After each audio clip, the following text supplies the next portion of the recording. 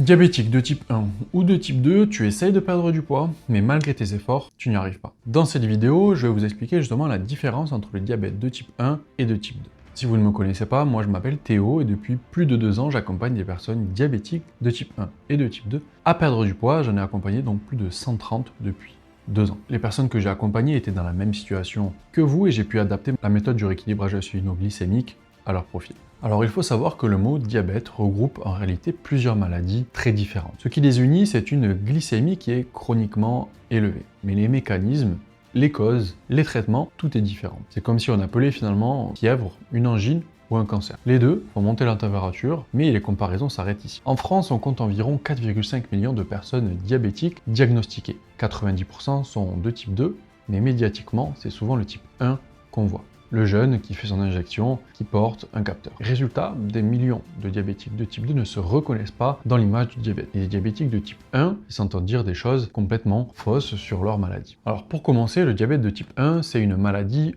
auto-immune. Ton propre système immunitaire, qui est censé te protéger, commet une erreur. Il confond la cellule bêta de ton pancréas avec justement un envahisseur et il les détruit. Les cellules bêta sont celles qui fabriquent l'insuline. Quand elles sont détruites, eh bien tout simplement il n'y a plus d'insuline, plus aucune. Ça survient généralement avant les 30 ans, souvent dans l'enfance ou dans l'adolescence. Mais attention, il existe aussi un diabète de type 1 à début tardif qu'on appelle l'ADA, qui se déclare souvent chez les personnes adultes de 30 à 50 ans et qui est souvent confondu avec un diabète de type 2 pendant des mois. Le diagnostic se fait souvent en urgence. La glycémie explose, parfois au-delà de 3 ou 4 grammes par litre de sang, le corps se déshydrate. On arrive parfois aux urgences en acidocétose, c'est brutal. Le traitement, eh bien, c'est tout simplement de l'insuline à vie. Il n'y a pas d'alternative, pas de régime alimentaire, pas de plantes, pas de sport qui vont guérir un diabète de type 1. Ton pancréas ne produit plus d'insuline, il faut lui apporter de manière extérieur tous les jours, à ton corps et à vie. Le diabète de type 2, lui, c'est une histoire totalement différente. Ici, le pancréas produit encore de l'insuline, au moins au début. Le problème, c'est que les cellules, justement, du corps ne l'écoutent plus. Elles deviennent résistantes à l'insuline.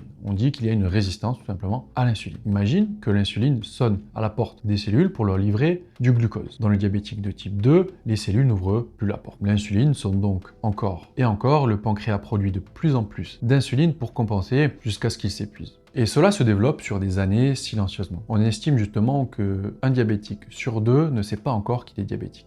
Le type 2 survient généralement après 40 ans. Et même si on le voit de plus en plus jeune chez les personnes adultes, eh bien, il y a toujours les facteurs de risque. Alors, lesquels sont-ils? Ils sont multiples. L'hérédité joue un rôle massif. Avoir un parent diabétique de type 2 multiplie ton risque par 2 à 4. Ensuite, il y a le poids viscéral, la graisse abdominale, la sédentarité, le manque de sommeil et le stress chronique. Et contrairement à ce qu'on entend partout, manger trop de sucre seul ne crée pas le diabète de type 2. On y reviendra justement dans une vidéo dédiée. Le traitement du diabète de type 2 commence souvent par des modifications du mode de vie, alimentation, activité physique, puis par des médicaments oraux, comme la metformine et dans certains cas par de l'insuline. Alors il faut savoir que passer à l'insuline dans le diabétique de type 2, ce n'est pas réellement un échec, c'est simplement souvent une évolution naturelle de la maladie pour certains, mais cela peut être évité dans certains cas. Il y a un autre type de diabète dont personne parle, c'est le diabète gestationnel, mais il mérite qu'on s'y arrête un petit peu. C'est un diabète qui apparaît pendant la grossesse, généralement au second trimestre. Le corps résiste à l'insuline sous l'effet des hormones de grossesse. Dans la majorité des cas, il disparaît après l'accouchement. Mais, et c'est crucial, 50% des personnes qui ont un diabète gestationnel développeront un diabète de type 2 dans les 10 ans qui suivent. Alors c'est pas une fatalité, mais c'est un signal d'alarme qui nécessite un suivi sérieux et une attention particulière au mode de vie. Alors maintenant, les différences concrètes dans la vie quotidienne. En termes de traitement, un diabétique de type 1 va s'injecter de l'insuline plusieurs fois par jour ou va porter une pompe à insuline. Un diabétique de type 2, lui, peut commencer avec de simples changements d'hygiène de vie, puis des comprimés, puis dans certains cas éventuellement le passage à l'insuline. En termes de responsabilité, il ne faut pas dire à une personne diabétique de type 1, t'as qu'à manger mieux ou c'est parce que tu manges trop de sucre. Ça n'a pas de sens et son diabète n'a aucun lien avec son alimentation. En termes de progression, un diabétique de type 1 est stable dans son mécanisme, le pancréas ne produit plus d'insuline et ça ne changera pas. Le diabétique de type 2, lui, évolue progressivement. Certains peuvent atteindre ce qu'on appelle la rémission, c'est-à-dire donc des glycémies qui sont redevenues à la normale sans médicaments grâce à une perte de poids significative. En termes d'hérédité maintenant, le diabète de type 1 est moins héréditaire qu'on ne le croit. Le risque pour un enfant de diabétique de type 1 est d'environ 5 à 10%.